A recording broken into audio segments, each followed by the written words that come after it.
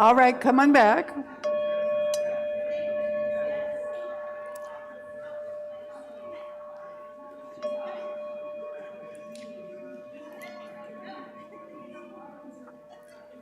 All right, now as we begin to get ready for our opening song, I'm going to let you sit while she explains it all, and then I'll have you stand up and we'll join her.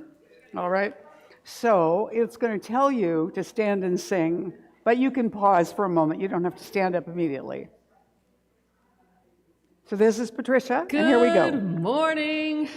Patricia Bahia here. So happy to be with you this morning.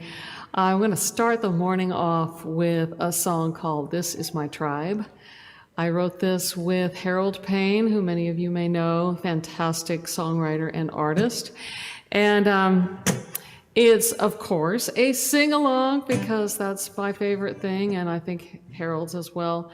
So when we get to the chorus, it's super simple. This is my tribe. This is my tribe. This is where I thrive, where I come alive. This is my tribe. All right, stand up now. We come together. And just join in when you can. It's meant to be. In this moment, this point of destiny. We got each other's backs. Walk in each other's shoes. These are my people, my brothers, my sisters, the family I choose. This is my tribe. This is my tribe. This is where I thrive, where I come alive. This is my tribe. We're all on a journey, but it feels like home. And wherever we go, we know we're not alone. We share our burdens. We lift each other up. We're there for each other, come hell or high water, no matter what. This is my tribe. Sing it with me. This is my tribe. This is where I thrive, where I come alive. This is my tribe. And now let's spell it out. T-R-I-B-E-M-I-T. R-I-B-E-M-I-T. R-I-B-E-M-I-T. This is my tribe. Keep spelling. This is my tribe. This is where I thrive, where I come alive. This is my tribe. And after all is said and done, I know that you will be the ones I carry with me always in my heart. This is my tribe. This is my tribe. This is where I thrive, where I come alive. This is my tribe. Yeah, yeah. T-R-I-B-E-M-I-T. R-I-B-E-M-I-T. R-I-B-E-M-I-T.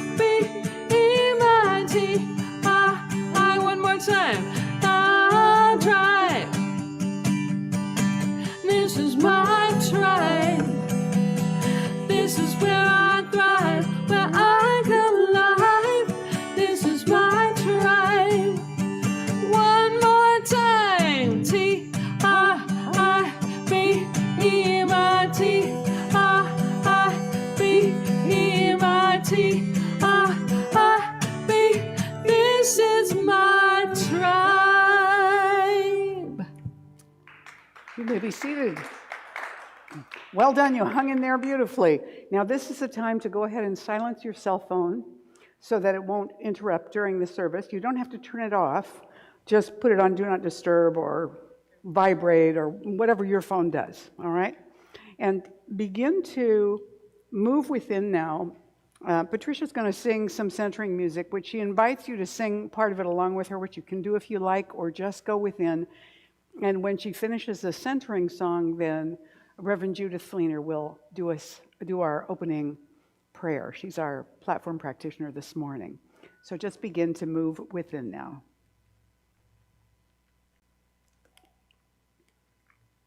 Oh, well, that's silence your cell phone.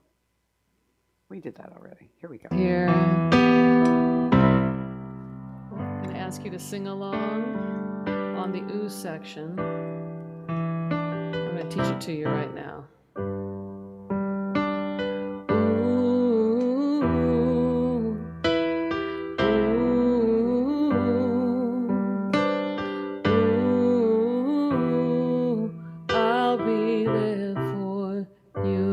Try that. Ooh,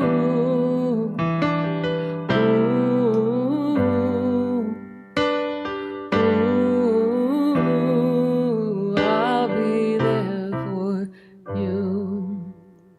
When you're worn and feeling weary, and your hope is falling through, you can lay your worries on me. I'll be there. When you're tired of being strong and you've done all you can do, if you feel you can't go on, I'll be there for you. Ooh, ooh, ooh, I'll be there for you. We could take a harmony there too. Ooh, ooh, ooh, I'll be there for you. Ooh,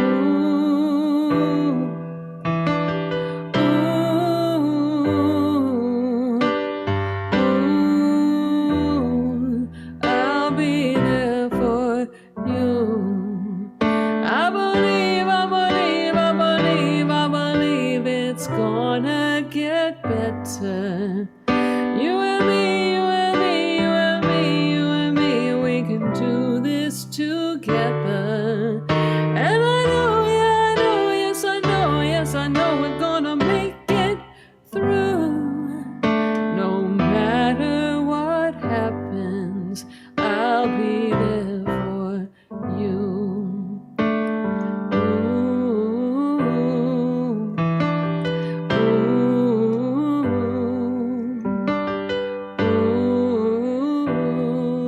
I'll be there for you.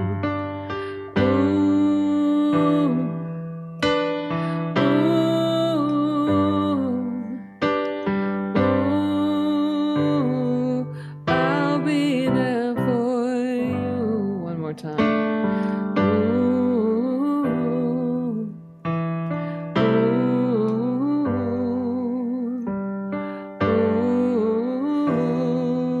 I'll be there for you.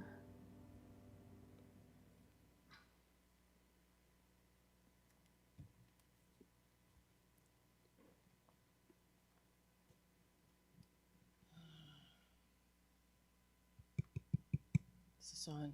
It's on. Okay. Oh, knowing that the infinite intelligence of the universe is always there for us, individually, from the time we were born, through our parents, through our friends, through our associates, knowing that we are held in the universal life's hands, always opening up to it, expressing it through ourselves, and spreading the love and support to others around us. So we give thanks for this philosophy and those who at the beginning, formed it, nurtured it, loved it, and supported it. So I know for each person here that we are opening our hearts to the love of spirit, our minds to the infinite intelligence that is always guiding and directing us, and our physical selves for health and vitality and joy. So we accept this is done in the mind of God, and we simply wait for wonderful reports and delightful surprises. And so it is. Amen. So it is. Thank you, Sarah.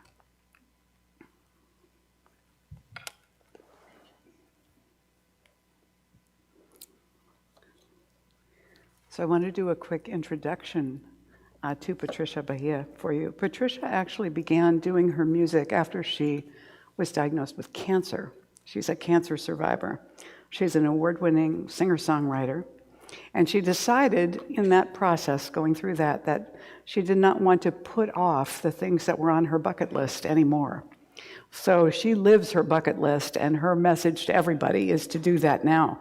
Her songs have appeared on ABC, CBS, CMT, ESPN, the Hallmark Channel, MTV, NBC, Netflix, TV Land. She's been on everything. She's a grand prize winner for Peace Song Awards in 2020, a John Lennon Songwriting Contest finalist also in 2020, and has won numerous positive music awards. The LA Music Critic wrote about her, "You can't help but be uplifted and inspired by these tunes. Bahia is a gifted songwriter with impeccable timing and amazing vocals." So just remember, she loves you, so she's going to spend some time talking to you, explaining what her song is about. So here's Patricia Bahia. Song is one that I wrote with Claudia Carawan, and we based it on a meme that some of you may have seen. It's usually written on a chalkboard, it's like a photograph, and it says something to the effect of, "Hey you, I love you." You may be thinking, but you don't even know me. But if people can hate for no reason, then I can love. And I was really struck by that meme, and I felt like, especially in today's environment, we just keep hearing about hate crimes based on really nothing other than the color of someone's skin, hate crimes against all different groups. And it's really a fundamental misunderstanding, really, in New Thought and also many ancient wisdom traditions, of course, recognize the divinity in each of us and that we are each manifestations of the divine, of spirit. And that's really what this song is about. It's called "Hey You, I Love You."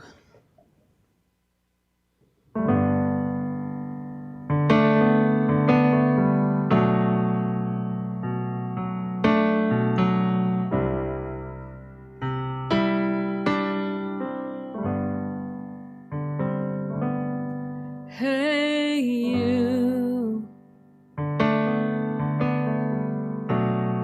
yes you, I don't know you, but I love you. Hey you, yes you, call me crazy, but I know the truth. If somebody hates another for no reason but the color of their skin, then I don't need a reason that I love you, for your soul within. You're a child of God, and that's good enough. Good enough for me.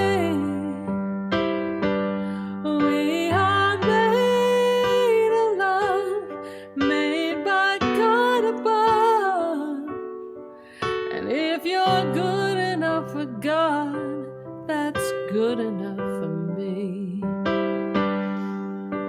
If you're good enough for God, that's good for me. Hey, you. Yes, you. I don't know you, but I love you. Hey, you. Yes, you. Yes, I see you and I love you. And although we may look different, everybody's got a heart that breaks. We all got the same colored blood running through our veins. You're a child of God, and that's good enough. Good enough, good enough for me. We are made of love, made by God above. And if you're good enough for God, that's good enough for me. If you're good enough for God, that's good for me. If you're good enough for God, that's good enough for me. Hey, you. Yes, you. I don't know you, but I love you.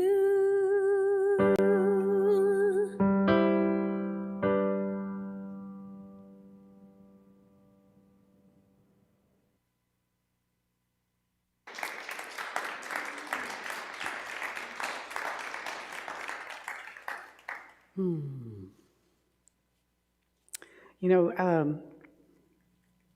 one of the things that is common in New Thought traditions is the use of affirmations and denials. So you know that affirmations are positive statements made in the present tense of what you want to be experiencing that you may not be yet experiencing in your life, but you state it in the present because the subconscious mind doesn't know future. So when you say will be, shall be, going to be, blah, blah, blah, then the subconscious mind goes, oh, not now. So an affirmation is in the present. And then also, all the New Thought traditions also taught denials, not like denial of, not like being in denial, but denying a condition to have the power over you to run your life. And, but, you know, we can misuse denials.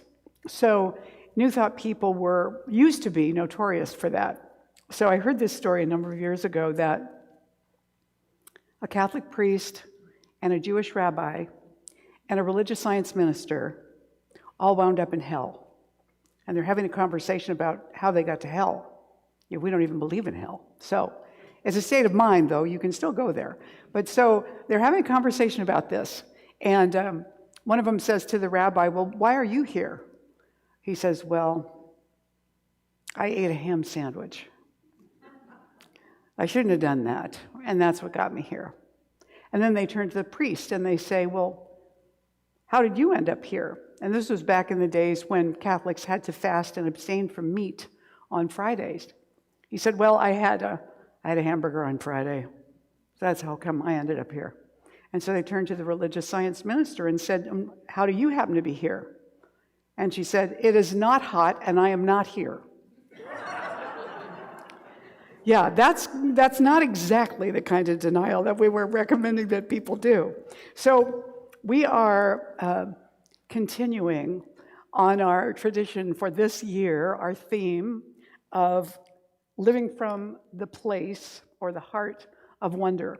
And for the months of April and May, I have been talking about the connections, really, the overlap between the ancient wisdom traditions, world faiths, and the science of mind. But today, I want to talk specifically about New Thought itself. So I'm going to be talking about the path of vision as New Thought.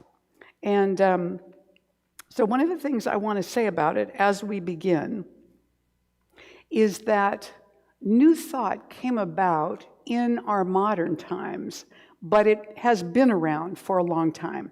So although this seems like the beginning, New Thought is really not new. It's been around since the Stoics, at least. So if you look at the things that Marcus Aurelius or Epictetus or Seneca said, those things are much in alignment with what we call New Thought today. And they're not the only ones. More recently, we have Emerson, Troward, Swedenborg. Some of what they say all fits into this New Thought tradition as well. So when New Thought began to have its revolution during the early part of the 1900s and the later part of the 1800s, it was at a time when the state of medicine was really horrifying. And people could become doctors and surgeons with no education whatsoever. All they do is hang out a shingle.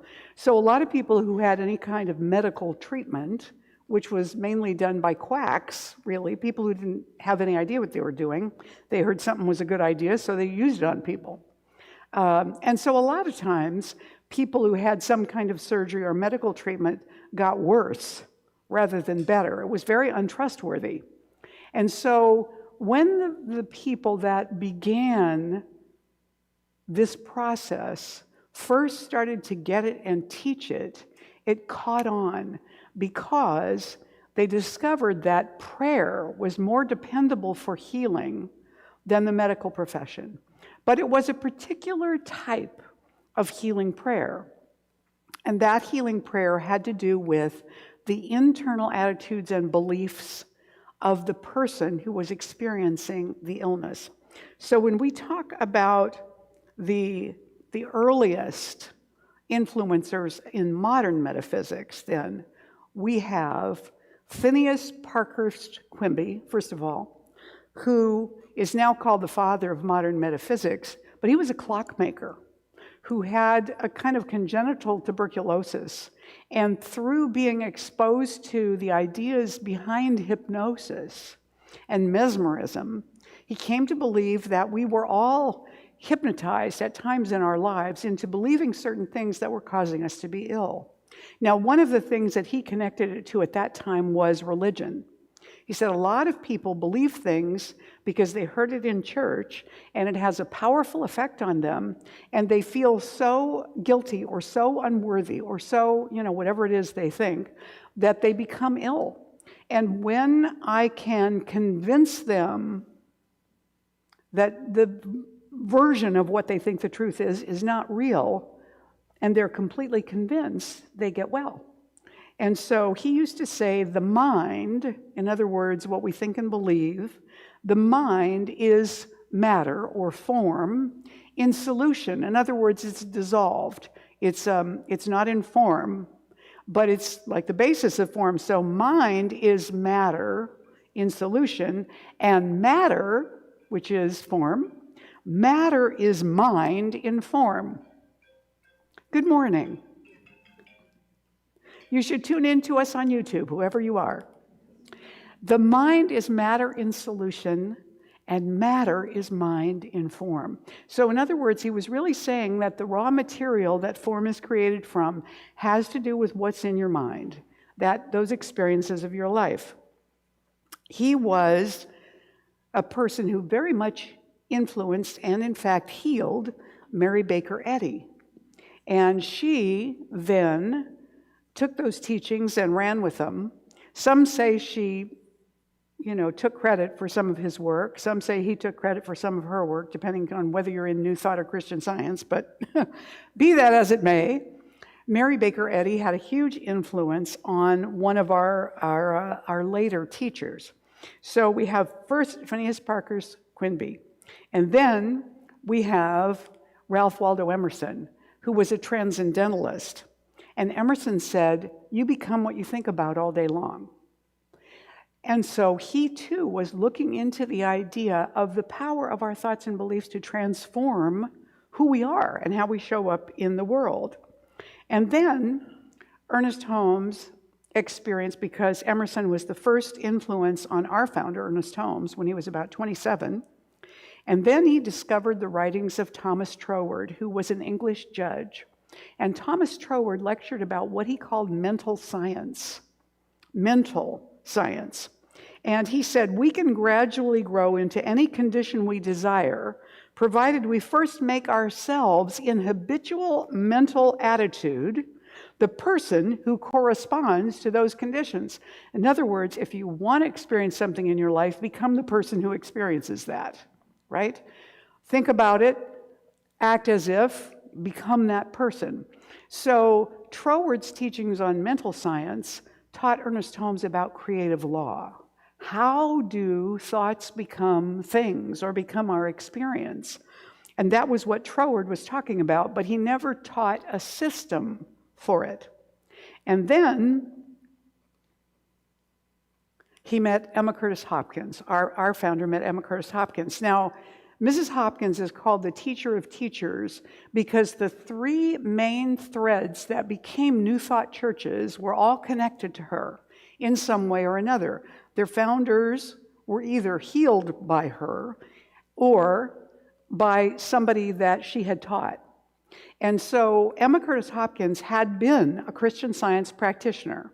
She was the first editor of the Christian Science Journal, which was a precursor, I think, to the Monitor. And then eventually she had a falling out with Mary Baker Eddy because of the way she was teaching. And so she went off and became independent. And she taught and ordained hundreds of people in Boston and Chicago.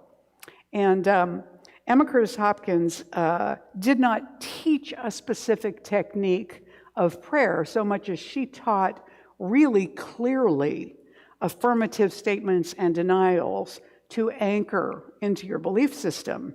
And she said, the world will persist in exhibiting before you what you persist in affirming the world is.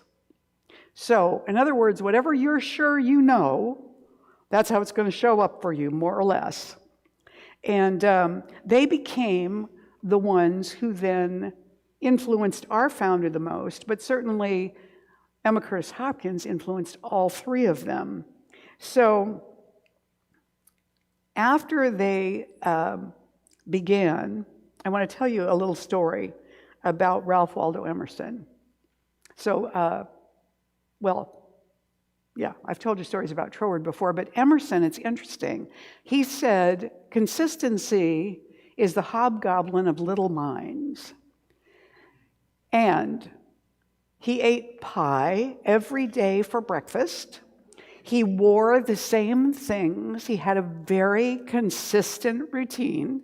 So it's interesting that that was something that he taught and said. You could tell he was a little quirky. Yeah, he was. Emma Curtis Hopkins, a story, I know two stories about her that are wonderful fun. One is that she was on the road with a bunch of people in a car, and they were on their way somewhere, and they got a flat tire. And they pulled into whatever kind of repair station they needed to be at to buy another tire. And the attendant there told them that he didn't have the size they needed or the type or something. And she said, yes, you do. Go look again. This is her. She's knowing. She's affirming. Okay, so he goes back. He looks. He comes back. He says, I'm sorry, ma'am. We just don't have it. She said, yes, it's there. You need to go find it. Go look again. Eventually, he found it, the very tire that they needed. He had it. Did he have it all along, or did it manifest because of her? I don't know. When our founder, Ernest Holmes, went to his first private lesson with her, and she was probably in her 80s by then. He was her last student, but he was a private student. So he went to the hotel where she lived, into the room where she did her presentations. There was a grand piano there. And Emma was not very tall. She wore these big, huge hats and gloves, and she came sweeping down the stairs into the meeting space. And Ernest, being a really friendly extrovert, Yankee, went up to her with a big bouquet of flowers, which he presented to her. And she said, "Thank you so much. These will go very nicely for a funeral I'm attending later." And she set them on the grand piano and launched into her lecture. Well, he was determined to be able to have a conversation with her, which he finally managed to do, I think, later on, because he was just so charming and gregarious. But that was Emma's way. She'd come in, she'd give her lecture, she'd leave. That was basically how she did these things. So we come now into the teachings of the three basic teachers or groups that began the New Thought movement. And first, Charles and Myrtle Fillmore founded Unity School of Christianity. Each of them had been healed by someone who was a student of Emma Curtis Hopkins. Charles had one leg shorter than the other, which had caused him problems all his life. And I don't know if anybody measured his legs, but once he began to practice what he had come to believe, it appeared after that he no longer had one leg shorter than the other. How could that happen? Myrtle had had lung problems all her life, but that was resolved when she heard a lecture from someone who had been a student of Emma Curtis Hopkins, who said, "You cannot inherit illness." And she believed that, and she healed herself through that belief. Now, we know that people inherit illnesses, at least they seem to, but here's a question to consider. This is like if you ever used to watch Arsenio Hall on television late show, he would go, it's that kind of thing. What happened really to cause that? Does someone have an apparently genetic illness because it's been passed through their genes, or because certain genes in their system are turned off and others are turned on because of the environment they grew up in? So they have the capacity to have it or not have it. But certain genes are flipped on and certain ones are flipped off. Why? I don't know. But there's an interesting story that was true. And then the same thing happened with the Brooks sisters, Nona, Althea, and Fanny. Nona had been very sickly. The whole family really had a lot of illnesses. But Nona began to be healed very quickly of her condition. It happened quite fast. And Nona became the first woman who was the president of the International New Thought Alliance. They founded what is called Divine Science, or the Federation of Divine Science. Those three sisters, in cooperation with a woman named, and I don't know what her first name was, Mrs. Frank Bingham from Denver, Colorado. Somebody told them what they were teaching was just like what she was teaching. And they talked to her, and they agreed. And she was using the term divine science, so they did.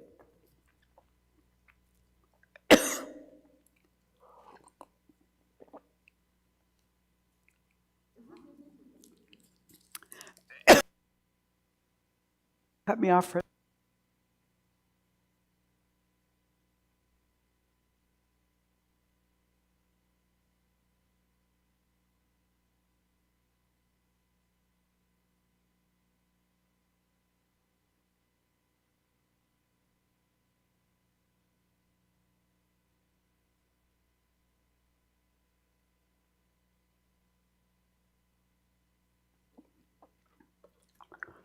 There's a story about Nona Brooks that a man came to her for prayer, for healing, because once again, this was a time when medicine was unreliable. And this fellow had a large, painful boil on his neck, big. So he came and sat down in front of her in a chair. She's standing behind him, kind of with her hands on his shoulders, preparing herself to pray. And it disappeared in front of her eyes. And she hadn't said a word yet. And she thought, now, if I don't do something, he's not going to believe this. And we know how important his belief was. So she prayed, and he was fine. But you can bring things back if the healing is just a cure, or the healing doesn't change your belief.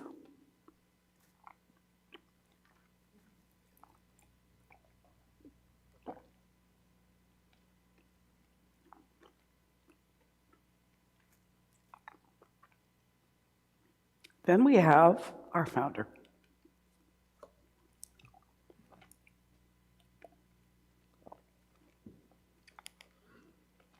This is a cute young Persian. You rarely see pictures of Ernest Holmes at this age. But he started religious science. He started to teach the philosophy he was reading about from Emerson and Troward. After he studied with Emma Curtis Hopkins, he wound up being ordained as a divine science minister. He continued to teach, and he eventually developed our form of prayer, which is spiritual mind treatment. It does use affirmations and denials, but it also has a larger form than that, and that was unique to him. And Ernest Holmes was a character. He was not a very tall man, and he was very friendly and gregarious. He was from the East Coast, from Maine. He was one of 8 brothers, the youngest one, I think. And they called him question mark because he was so curious. He was always asking why, how, so on.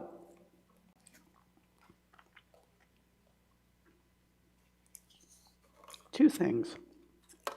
Whoops. Two things about Ernest.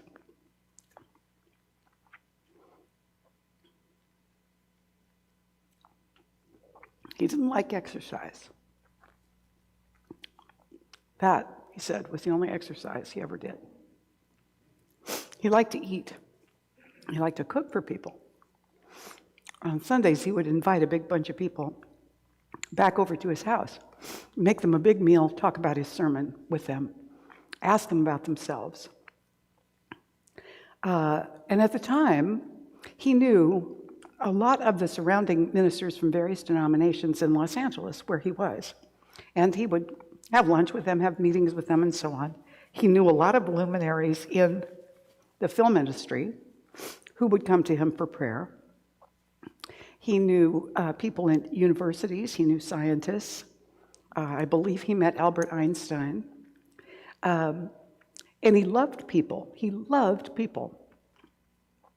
There's a story in somebody's book about him that one year after Christmas, he was in the garage putting away the decorations, and Hazel, his wife, heard this huge crash, and she ran out to the garage, and here was Ernest on the floor next to the ladder. And he said to her, "I forgot to tell the law of gravity that I'm Dr. Ernest Holmes." So he had a way of being humble in spite of the fact that he was becoming more and more well-known and famous and people following him and asking him questions. He was willing to consider all kinds of possibilities about what was true. He was particularly interested in everything that had to do with the mind, with psychic phenomenon, with seances, with channeling, with spirit voices, and he went and explored every one of those things. He didn't teach them because he had considerations about some of those, but he had commentaries about them in his original textbook. They're not in the one that we use now, but he did speak about them at that time. When the book was revised, they didn't include that because they didn't want people to be confused about what science of mind taught. And so they left that section out. But he lived his life as someone who adored interacting with people. There are two stories about prayer related to Ernest Holmes. One is that, and this still happens with our practitioners, all over. One is that he overheard a practitioner telling another one once that he would only pray for something once. It was like, when it's done, it's done. You do the prayer, you let it go. You never have to go back to it again. And that's how it should be. And Ernest thought about that, and he said to him, well, he said, I heard what you said. He says, I have a client. I've been working with him for about 5 years now. And I think he's a little worse. Would you speak the word for him? And the practitioner, of course, turned white at the thought that, Ernest Holmes was making this comment. And of course, what he was letting him know was that what we do is we pray until we see the result. We don't stop just because we've done it once. And each time we do it new, fresh. Another story, he had a tree outside of his office that looked dead. And so people wanted to remove it so they could put in something that was more attractive. And he said, don't take it away. Let me work on it a little bit. A month later, it was sprouting little things. Who knows? But he gave it that loving attention, and it began to be healthy again. Charles Fillmore, the founder, along with his wife Myrtle, of Unity, said, words are also seeds, and when dropped into the invisible substance, they grow and bring forth their kind. Nona Brooks, from Divine Science, said, all creation is the expression of God. It is good from center to circumference, wholly good like its creator. And Ernest Holmes said, life is a mirror and will reflect back to the thinker what he thinks into it. So it sounds like when we listen to them, we could say all of them were religious scientists. But the truth is, all of them were New Thought individuals. And New Thought has as its assumption that everything is the expression of God, that life is good, that it is meant to be good, that when our lives are difficult, we can influence what we're experiencing by shifting our own attitude and our own beliefs and our own behavior in relationship to that, and it begins to change us.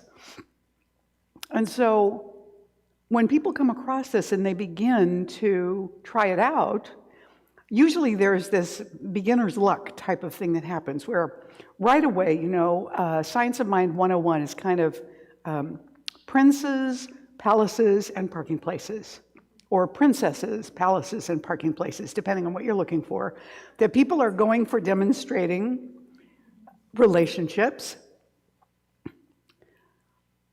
parking places, beautiful homes, lovely work, the stuff of life.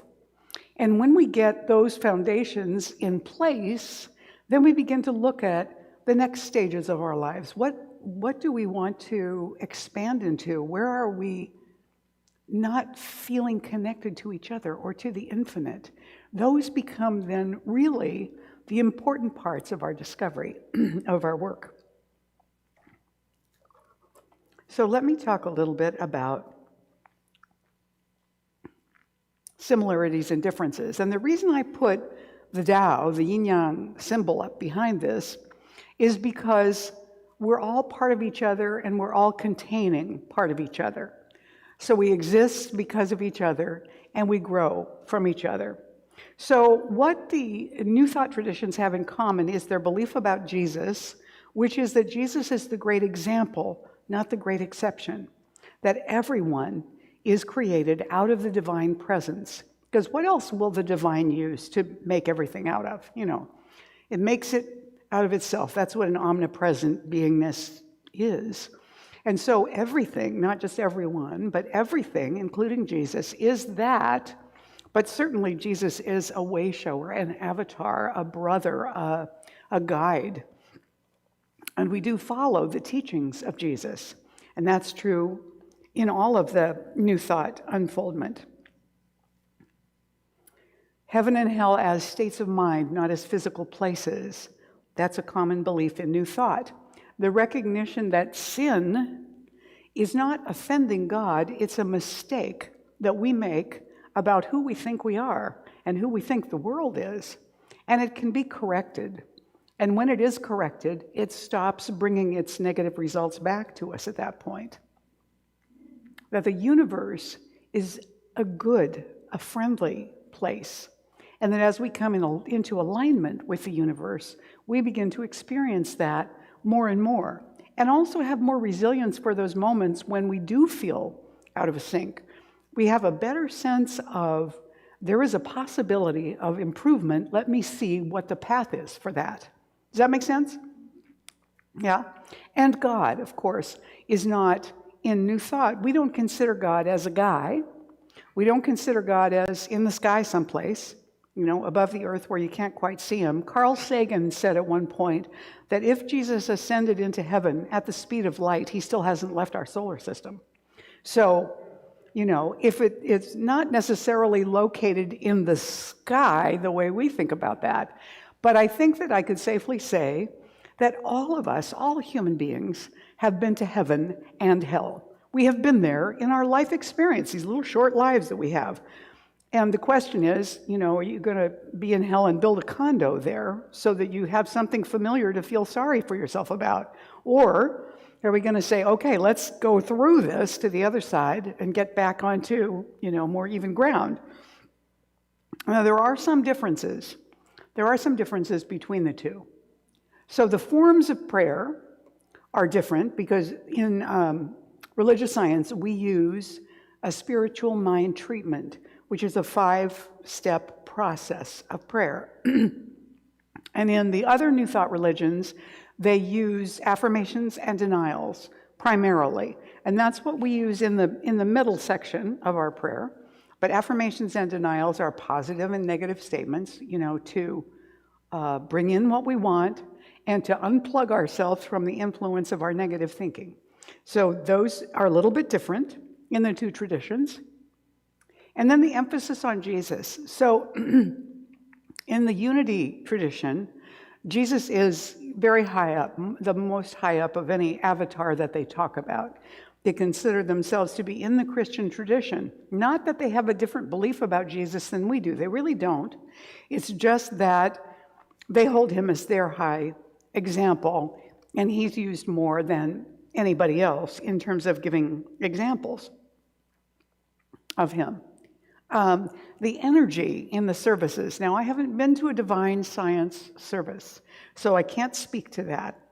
But I will say that in general, my feeling about unity and Centers for Spiritual Living, which is our name now, or religious science, was always that unity was more devotional, more quiet, more well-behaved. And religious science was more rah-rah, more jumping up and down, more, let's lead the parade and, do the whole thing. But basically, what we teach is exactly the same. So that's a difference. And then the delineation of creative law. So Ernest Holmes went so deeply into the work of Thomas Troward that he got really clear about what the creative law is and how it works. He took some of that from Thomas Troward. He took some of that from Emma Curtis Hopkins, who was the prayer queen. And he said she was the only mystic he'd ever met. So, and, Emma was all about affirmations and denials. But all of them held to the common idea of the healing power of prayer from physical and mental discomfort. And yet, after a certain period of time when medicine began to improve, these teachers of New Thought then began to broaden what they were applying prayer to. It was a new idea in the 1880s, 90s, 1900, early 1900s, that prayer had a practical value. That was a brand new idea, that it actually produced a tangible result. People weren't expecting that.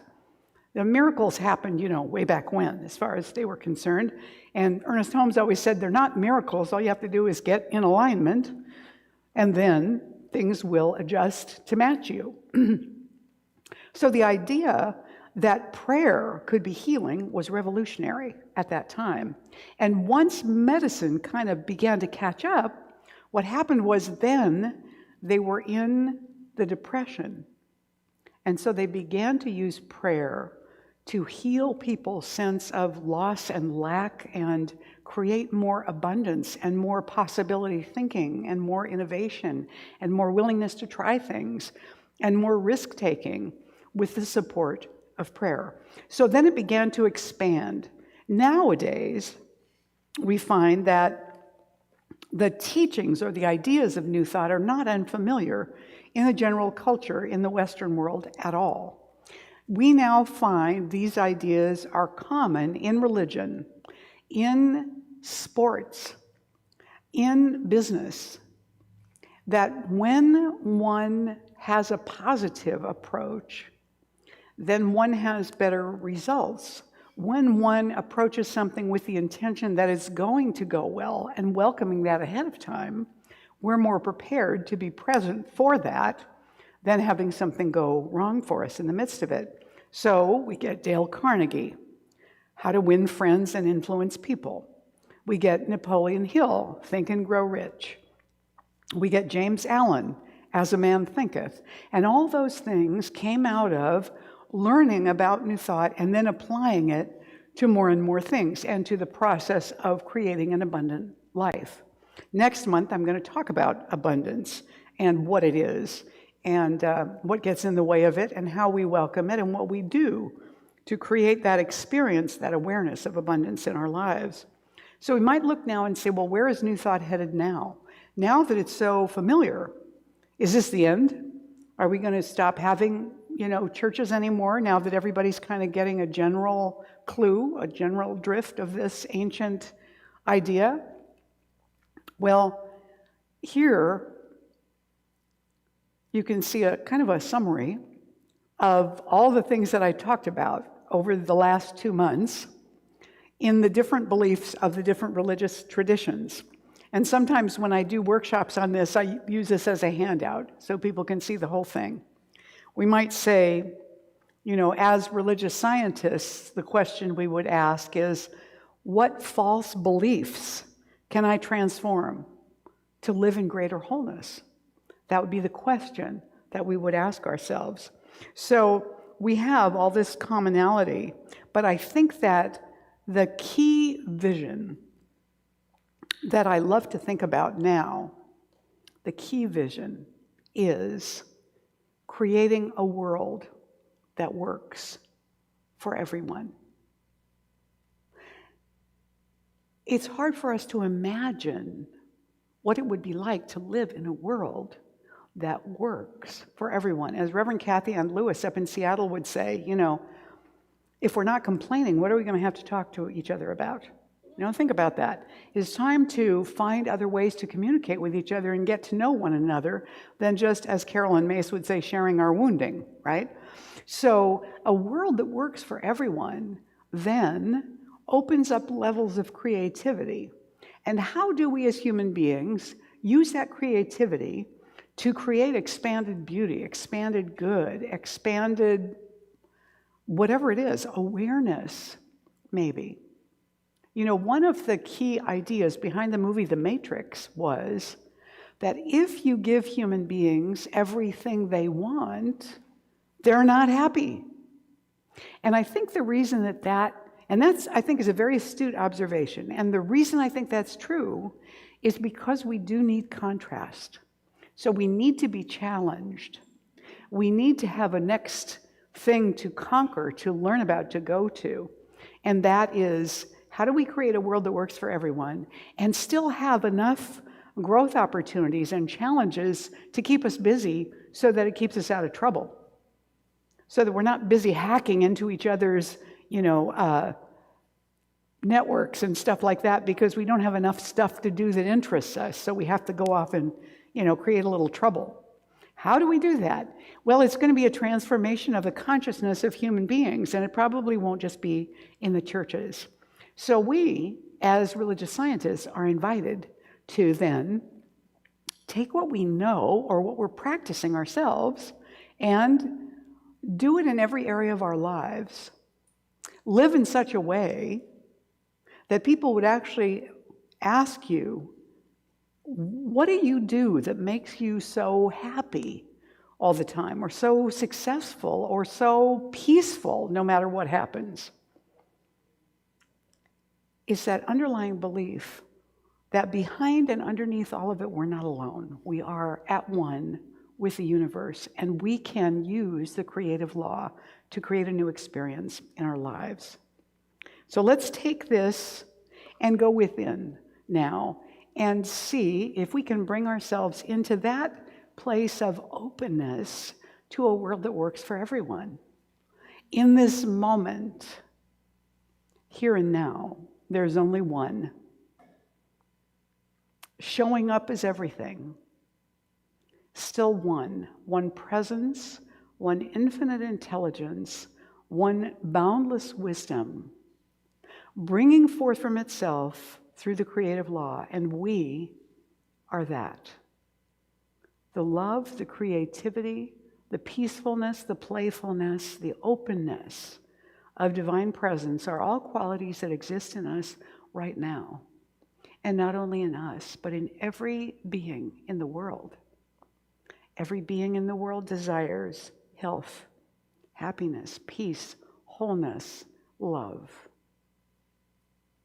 From that shared desire, then, we join in consciousness to rise up and to actively live moment by moment, day by day, to allow this world to work better for every one of us.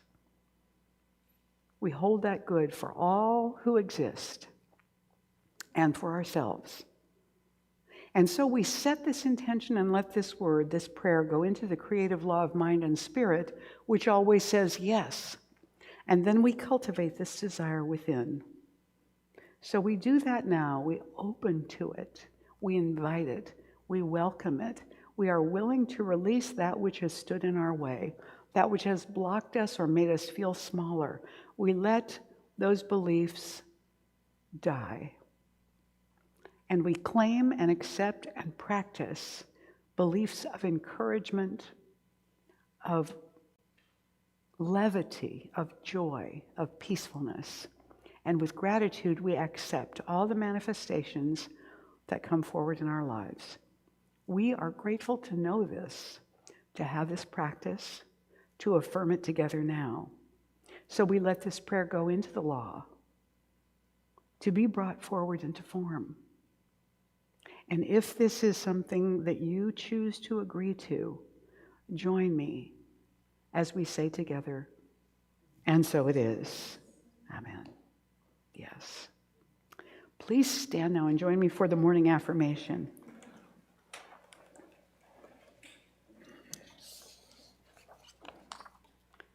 The mind, say this with me, the mind I use is the mind of God.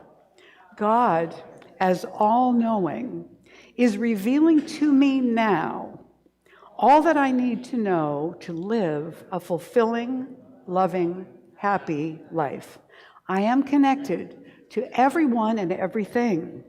I see through appearances to the truth of wholeness. Yes, and you may be seated. So this is our sacred prayer time for our offering. If you would like to text to donate, you can do that by using the number that you see on the screen. You can go ahead and text that number, any dollar amount, and it will handle it from there for you. And as we go forward in our lives, now next month I'm going to talk about this at every opportunity, about the abundance that we have. You know, and I will invite the ushers to come on up here and prepare for the offering. One of the parables in the Bible talks about people being given different amounts of money and to, hold this for the master until the master comes back. And then the master comes back, and One of them has doubled it by investing in this, and one of them has doubled theirs, which was a lot less given to them, but they doubled it anyway because they did something else. And one just buried it and hid it so that it would be safe until the master came back. And the master wasn't happy with that servant because the servant had not done anything with what had been given to him. So in our process of abundance, our founder for Golden Gate, Lloyd Tupper, would say that this spiritual substance has been entrusted to us to use for our good and to seed the world. And so we want to bless it with our gratitude and send it out with an intention. And so we do that right now by blessing what we're giving this morning and what we give in life in general, and all that Golden Gate has received. This song is called Sorry, Patricia. No, not yet. We're going to go back to the offering blessing. So let's say this together. This gift I give is God in action. I now send it forth to bless and to prosper. I know that everywhere it goes, it is creating a world living in love, one heart and one thought at a time. And so it is. And now, Patricia. This next song is called Every Heart, One Love. And I wrote it with Diana Rose Dawson, who is my longtime co-writer. We've been writing together long before the pandemic. We were writing remotely because we live thousands of miles apart.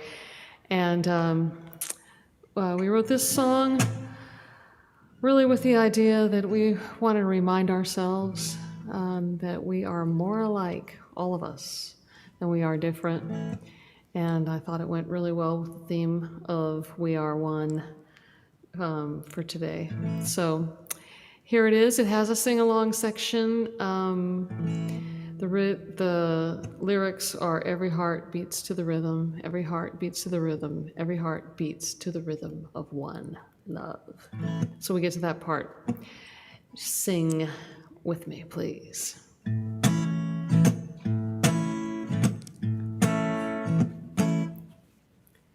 People shouting like they got the answer, louder and louder now. I'm drowning in a sea of anger, quick to judge, pass the blame, assign the labels. Wish we'd all stop acting like we're strangers if we could see underneath. We are one family, and it don't matter where you come from. Every heart beats to the rhythm of one love. One love, one love. Every heart beats to the rhythm of one love. Every heart beats to the rhythm of one. What if we could rise above division, look for the good, and take the time to really listen to everybody, every voice and every color. Give love 'cause we were made to love each other, and even if we disagree, we are one family, and it don't matter where you come from. Every heart beats to the rhythm of one love. One love, one love. Every heart beats to the rhythm of one. Here we go. So we're gonna sing along right here. Every heart beats to the rhythm. Every heart beats to the rhythm. Every heart beats to the rhythm of one love of harmony. Every heart beats to the rhythm. Every heart beats to the rhythm. Every heart beats to the rhythm of one love. Every heart beats to the rhythm. Every heart beats to the rhythm. Every heart beats to the rhythm of one love. One love. One love. One love. Every heart to the rhythm of one love. One love. One love. Every heart beats to the rhythm of one love. Every heart beats to the rhythm of one love. Every heart beats to the rhythm of one love.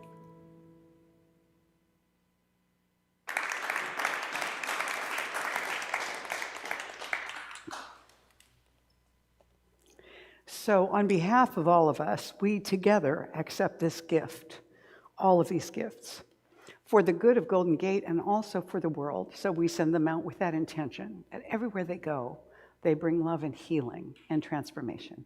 And so it is.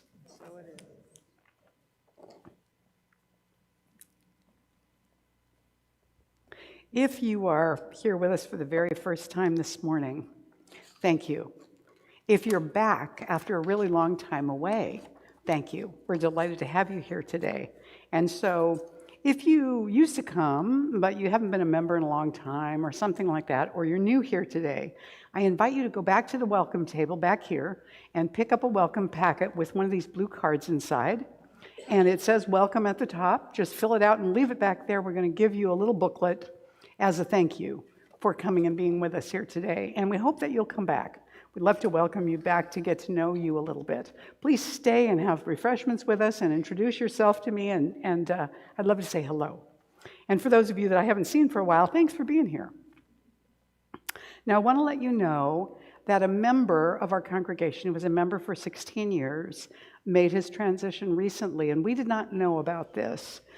He's often away traveling, and so that was one possibility, but he actually was in a senior care facility for a little while, and the intention was that he would go back home again, but that didn't happen.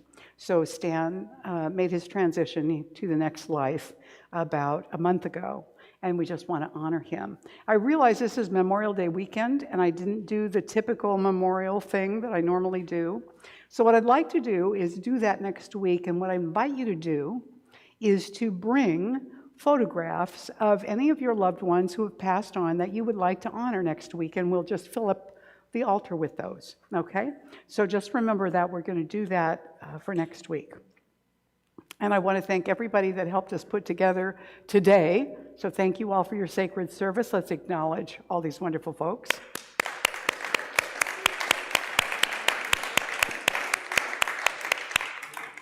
And we are looking forward. There they are. We're looking forward to welcoming new folks on our altar team and also on our Sunday morning team. So, and sound would be happy to have somebody else too. One more person for sound would be great. If you know anything about electronics and you would be happy to learn about the soundboard, you can talk to Dana, or I don't know, Rick may not be available for that this morning. But you can talk to Paula, who was just here a second ago, but of course by the time I do announcements, she's in the kitchen. She's got short gray hair and glasses. And talk to her about participating on the Sunday team. It's really fun. You greet people, you receive the offering, you hand out the bulletins, you put out the snacks, and people love you, because why wouldn't they? So that's a great opportunity. If you're interested in being on the altar team, talk to me this morning. I would love to talk to you about that. All right, summer means healthy snacks. And so we invite you, because in the summertime, we all bring snacks. And so we invite you, if you get an inspiration, to bring a snack on Sunday morning. Make sure that it's fresh. We don't want anything that's a leftover. That won't really work for us. So do that. Healthy snacks are great. You can bring things from your garden and so on. And we love that. Now, next Sunday is the men's brunch. Yay! Woo! It's going to happen immediately after the service right here.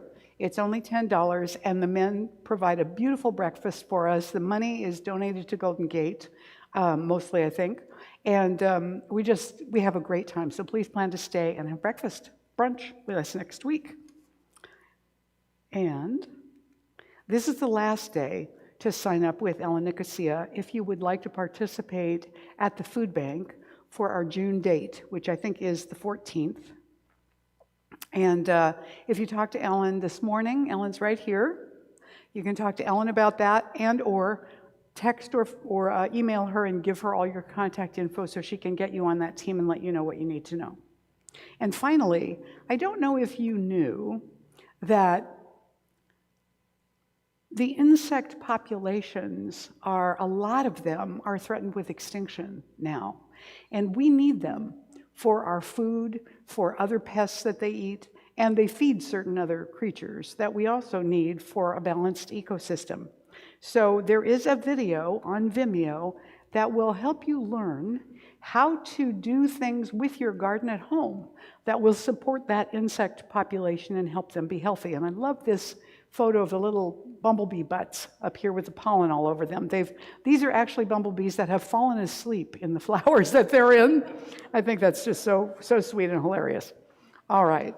And also, want to remind you the prayer box is always available for you on Sundays. If you have a request for prayer, you can put it in the box, and the practitioners on duty this week at the table will pray over it for the whole week.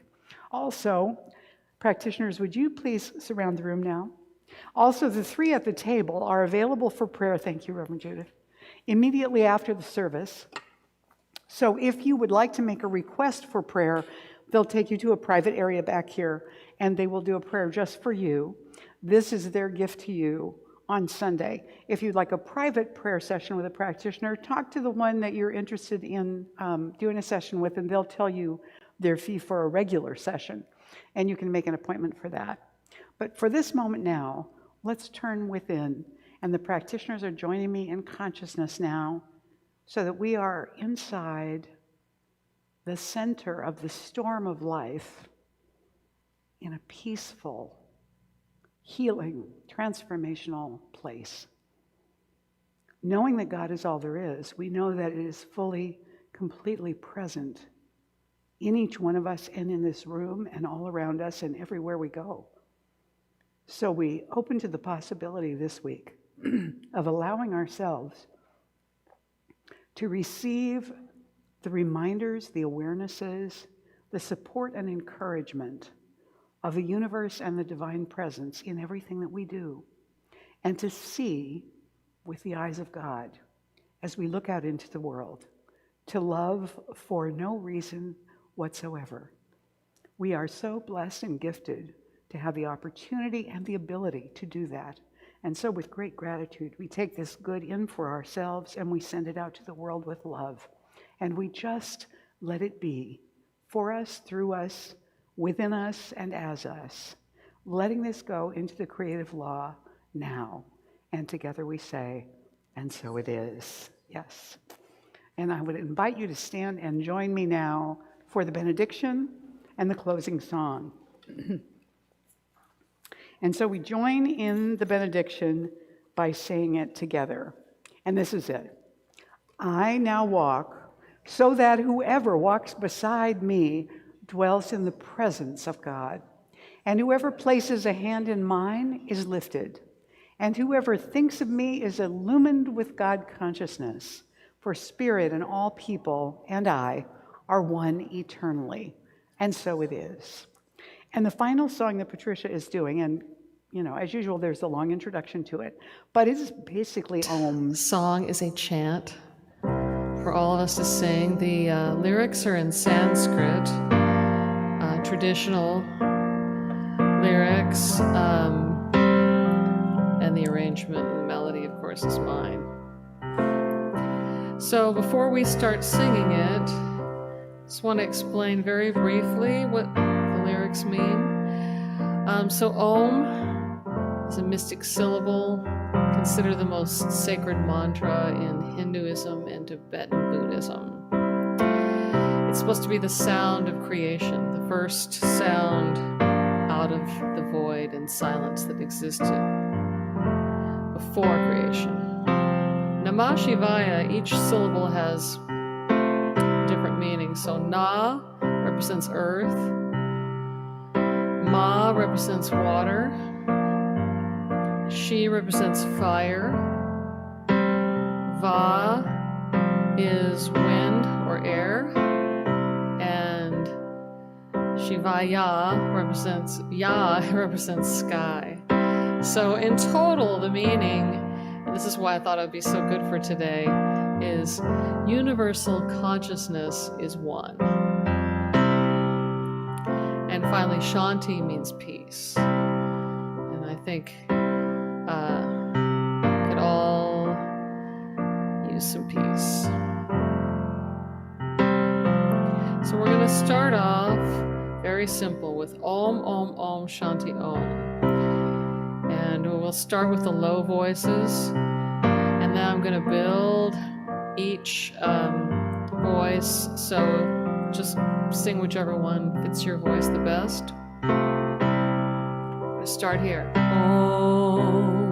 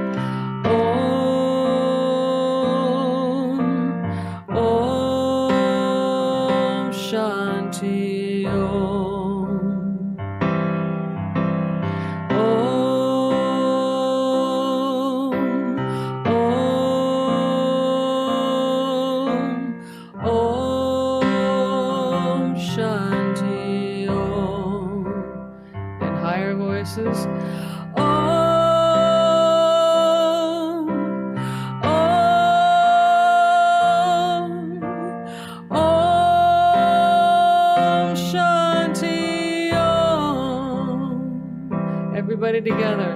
Om, Om, Om, Shanti, Om. Now we're going to add some lyrics. Om, Om, Om Namah Shivaya, Om Namah Shivaya, Shanti, Om.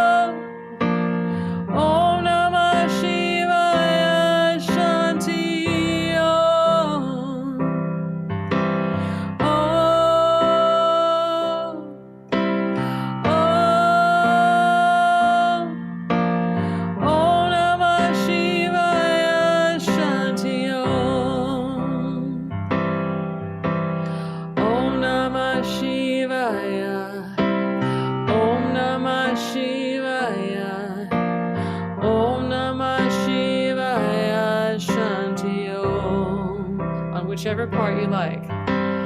Om Namah Shivaya, Om Namah Shivaya, Om Namah Shivaya, Shanti, Om. And let's break it down.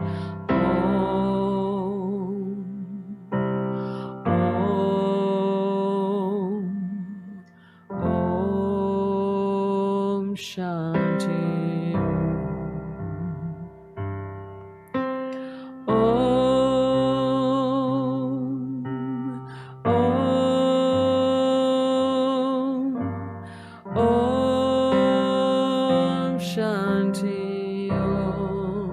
One last time. Om, Om, Om, Shanti, Om.